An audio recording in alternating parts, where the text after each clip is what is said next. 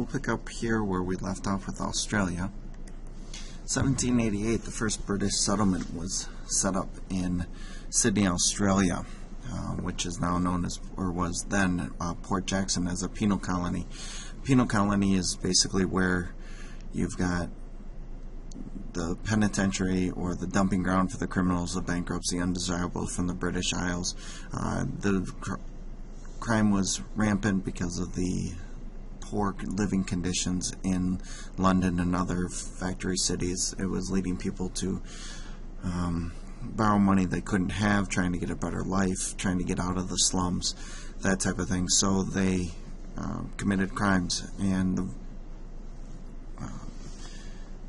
the jails were just becoming overrun. As they were getting overrun, they had to have a place for them. They couldn't spend the money to build new jails, so they shipped them off. Some places they shipped them off to was obviously Australia, but they also shipped them off over to the Caribbean, where they sold as servants to the British leaders or governors or high-ranking officials over in the Caribbean to help keep the peace, or as other jobs needed over there that people didn't want to do.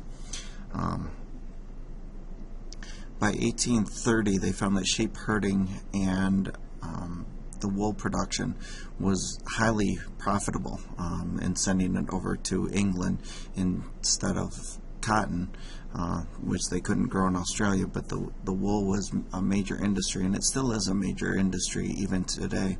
Gold was found in the 1860s, so between wool and gold, it became a very profitable place. And like anything else in history, when things become profitable and people on your land, you need to move them around.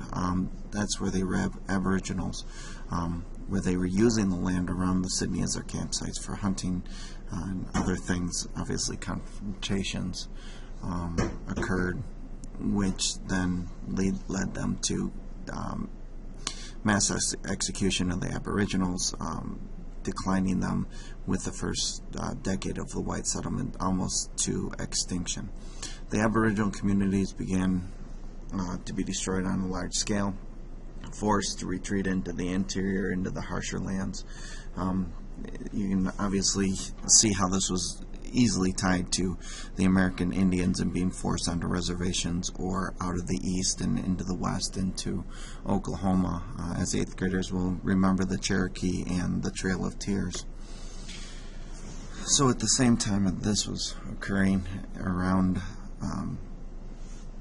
1895 to 1947, we'll talk a little bit about Imperial China. I'm not going to go over a whole lot of this. Most of you already understand and realize what Imperial China was like. Here's just a few things to remember about Imperial China. Obviously, they've been around a long time, very xenophobic, superior to others, lots of inventions, and traditionally ruled by the emperors or the dynasties. A couple more things. Obviously, you remember they were divided into an upper class and a lower class society. In that society, family was very important. Arranged marriages, a great civilization. They had all their resources they needed. They had the people, they had the natural resources, they had the technology to do whatever they wanted to do. They produced all their wants and needs. There was no resources that they needed from anybody. So that led to limited contact with foreign powers. They were seen as very barbaric and very warlike, which they've got a little bit of a truth to go along with that. The Imperial Palace was part of the Forbidden City. This is where most of the emperors or the dynasty's family would live. Just a couple pictures just to kind of get an idea of what we were talking about, why they didn't need any outside help or influence. However, of course, with anything we talk about with China, you've got the dynastic cycle, and they were at the bottom of this dynastic cycle at the worst time possibly for them. The Manchu rulers were outsiders. They were very unpopular with the Chinese, and this, when you're unpopular with the population, that starts your downward spiral of the dynasty. They believed they were already superior, so they failed to modernize anything. The infrastructure of their cities, the infrastructure of their military, their boats, just about everything you could think of was still what we would consider behind the times.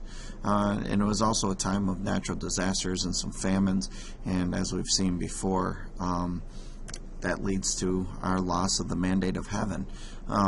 The age dynasty, those things were making them fall apart, and a new dynasty was necessary and needed to happen. Poor thing is it wasn't going to happen. The British were doing a lot of trading. China refused mutual trade with Great Britain. They were trading the tea, spices, silk, potassium nitrate, or what we call black powder. It was a one-way trade. The British were trading the only thing they had of value to the Chinese, and that was gold and silver, but that also reduces the amount of money they can spend on other things, and it wasn't an equal or even trading. They eventually found a crop called opium that was grown in India and Southeast Asia that Chinese were willing to buy illegally from British smugglers. Opium is a derivative. I'll go over to this one. Opium comes from the poppy plant. It is the seeds with it. It's an illegal substance now, especially in the United States. The opiates, it's a narcotic, and they tried, excuse me, the British traders tried for years and finally discovered that an opium trade would lend itself to huge profits and start to balance out that trade for the tea, the silk, the minerals, etc. And that led to a lot of these opium dens or opium houses where people would go and be able to smoke the opium. Now, you're thinking poppy seeds. Obviously, they have the opiate in there, but it's not going to intoxicate anybody. It will come out in the urine. That's why many people pass or fail the drug test after eating lemon poppy seed. But it is not harmful when ingested. It's mostly harmful when smoked. So they finally learn about the dangers of it and declare it illegal. Lady. She happens to be Queen Victoria of England. Queen Victoria reigned from 1837 to 1901 underneath what we now call the Victorian era for obvious reasons. She controlled the British Empire for the longest reign up until now, which is Queen Elizabeth, who just broke her record in the past few years. She ruled during the Industrial Revolution. She expanded the British Empire. You could say she ruled over the most powerful nation in the world and probably the largest nation in the world. There's been very few other places that have controlled as much property, if you will, than the Queen Victoria, also known as the Grandmother of Europe. What does she have in common with these bad guys? One thing: she's an international drug smuggler. She oversaw the major drug trafficking criminal organization. Very few current drug cartels can even touch Queen Victoria of England. Obviously, England shipped tons and tons and tons of opium into China, where it was traded for goods, teas, etc., and then created a nation filled with drug addicts. Seems very similar to what we have going on from Latin America to here now. Instead of opium, it's cocaine and marijuana. Here's just kind of give you an idea of when I say tons and tons, I'm literally meaning tons and tons. Here's the Chinese opium storage warehouses, or at least a drawing of it, to give you an idea of how much was traded. It obviously becomes a major cancer to Chinese society. They try and ask her to stop, but because of the money that they're making out of it, she doesn't. The Cantonese finally decide that they're not going to take any more of it, so they destroy and imprison a British crew carrying British opium, and this starts a war called the Opium War. Opium War began in 1839 to 1842, and it was mainly there for England to protect their investment. China was outnumbered, outcannoned, and had a very old navy with very outdated weapon. So this leads the British to easily defeat the Chinese, signal the end of the Chinese self-rule, so the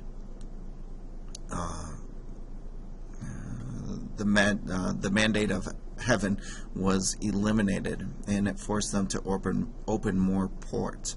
All this came out of the next piece. So let's take a look at this. The Opium War, China versus England. Lin Zhu was the emperor at the time, one of the last emperors, versus Queen Victoria. So who exported millions and tons of tea? China. Who had the imbalance of trade during their silver supply? It was England. Who benefited from extraterritorial rights? That was England, and we'll talk about those rights in just a minute. Imported greatly outnumbered exports was England. Self-sufficient for hundreds and hundreds of years was China. Mounting domestic problems led to China's demise. Acquired Hong Kong as a result of the Opium War, we'll talk about that, was England. Had little interest in trade, was China. Had a stable unified government, England. An outdated navy, you got it, China. And where opium was illegal, you're wrong, it was both. But it was illegal to have it in England, but not illegal to sell it. The Treaty of Nanjing was the outcome of the Opium War.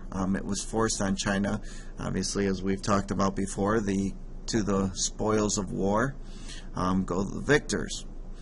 So China ceded or gave up treaty ports. There was 5 of them. One of the main ones was Hong Kong, and those were leased, a long-term lease that ended in the 1900s for about 200 or 150 years, I believe it was.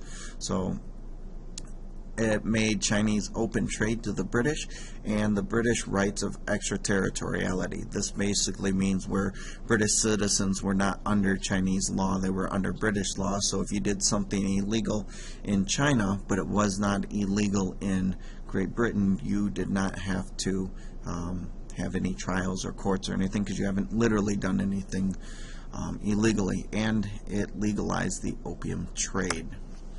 So Hong Kong was established as a protectorate or a city under Great Britain's rule, and today it's now one of the greatest cities of the world with under China rule, but with a lot of except for that, and that's where our activity Hong Kong comes in, to see how special of a situation Hong Kong is. India.